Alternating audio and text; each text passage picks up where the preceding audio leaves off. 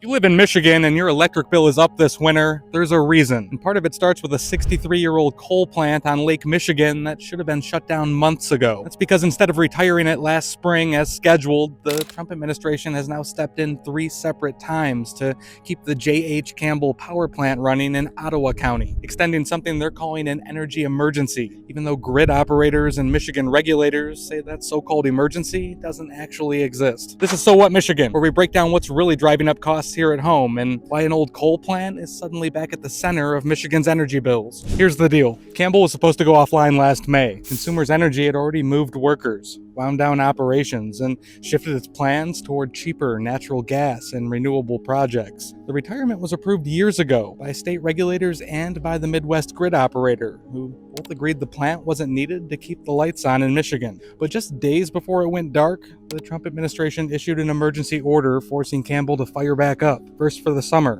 and again for the fall, and now through February 17th. And according to filings from Consumers Energy, keeping this thing online has already cost ratepayers more than $80 million since June, a rate of roughly $615,000 every single day. And here's the kicker. That so-called energy emergency behind all these orders, the people who actually monitor the grid, not politicians, say it doesn't exist. The Midwest grid operator reported that even during the tightest stretch of summer demand, the region had 10 times more power available than what Campbell generates. And Michigan's Public Service Commission says the state is producing far more energy than we need. In other words, there is no shortage, no crisis, and no real emergency. But the federal government declared one anyway, and now it's keeping an aging coal plant running long after its planned retirement date and passing millions of dollars in costs directly to ratepayers. Environmental groups and Michigan Attorney General Dana Nessel say this isn't about grid reliability at all. It's just about the Trump administration desperately wanting to keep coal alive for political reasons, no matter the cost. So what does keeping Campbell alive actually mean? First, higher costs. A plant that should be offline is burning more than $500,000 a day. And under federal rules, customers across 10 states are now helping pay for it. Second,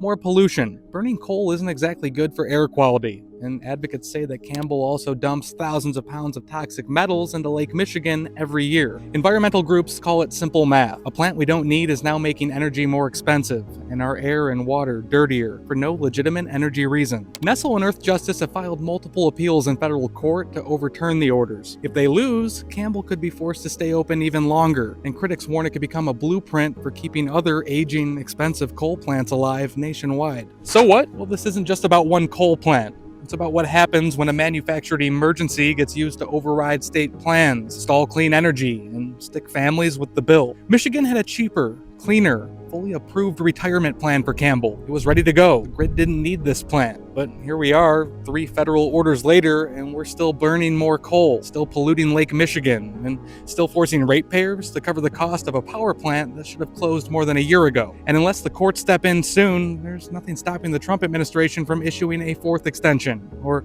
doing the same thing to other aging plants across the country. If you want to keep tracking what happens next and how these decisions will hit your bills, your community, and your air quality, then hit follow. I'll keep the news coming.